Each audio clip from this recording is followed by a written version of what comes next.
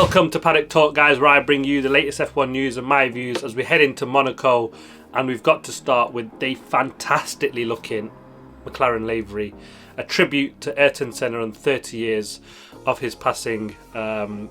Take a look at it, let me know what you think. I've seen it out on track in FP1, and sideways, look as it resumes around the track, it reminds you of the old Jordan, doesn't it? The bright yellow Mugen Honda, and that one looked fantastic. But I've got to say, I absolutely think this livery looks brilliant.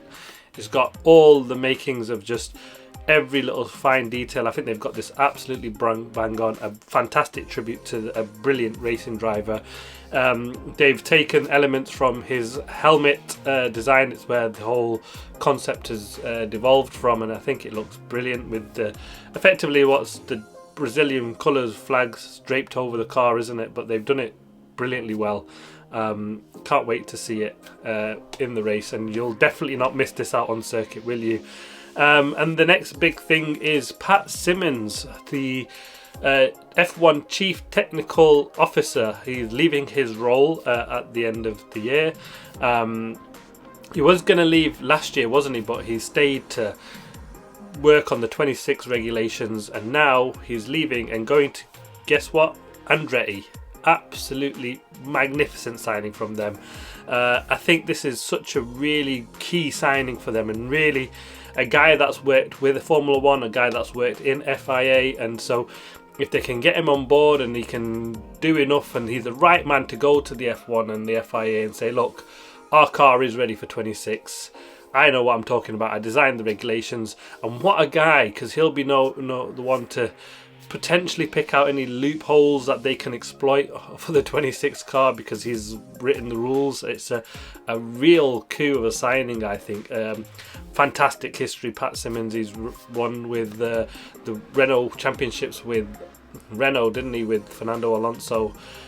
Big history in F1. He's doing it for a long time, and yeah, a fantastic. Andretti are not going away, are they? There's rumours of difficulty here, isn't it? Are they going about it the right way? That's the key question. You want to join a club of 10 exclusives, effectively. Let's, no beat no drums about it. That's the way it is.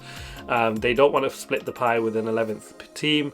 They don't feel that they bring enough that with them, which I think is just nonsense. I think it's just an excuse some sort of reason to get out of it. But Andretti are just doing all the right little key signings, aren't they? And they're making it more and more harder for F1 to say, yeah, you're not having a space. So it'll be interesting to see. They're still targeting 26, and I really do hope that we can get that 11th team on the grid for then.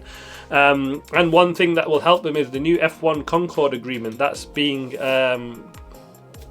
popped around with the teams now. They're getting all the meetings together and trying to finalise that agreement to see what it looks like.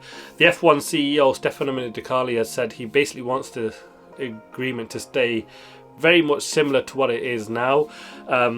Ferrari, the big ones here, aren't they? They get an historic bonus payment because they've stayed in Formula 1 from the very beginning, and so they get an extra payment compared to everybody else.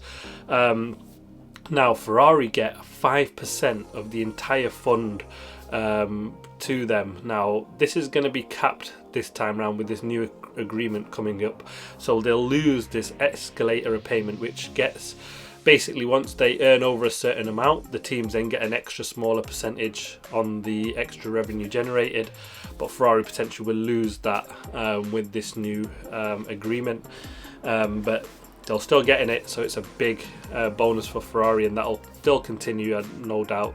But yeah, good news for Ferrari, and interesting how this is all working out. And Andretti need to sort of apply this pressure now, don't they? Because they want to be they don't want the agreement to change too much, where it'll make it really difficult for them to then get into the F1 world, and I really do hope that we can get them in there. It'll be absolutely fantastic.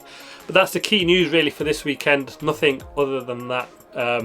One shout out I did want to do is, if you watched Kim Illman, the photographer, he's got a YouTube channel. Watch his video on the behind the scenes in Monaco. Yeah, it's a shame I'm not there, but it's a really good video and insight on the behind the scenes of what it's like turning up to an F1 circuit. And Monaco is unique, so it's one I'd recommend watching. I don't get anything from him or anything like that to recommend, but yeah, it's worth a watch. But yeah, thanks for watching, guys. Please like, subscribe and comment as always. It's the biggest qualifying session of the season tomorrow, isn't it, for Monaco? Can't wait for the action to get going. It looks massively close, doesn't it? You can't pick who's going to be on pole. Yeah, really excited for that. Thanks for watching. Please like, subscribe and comment as always. See you next time.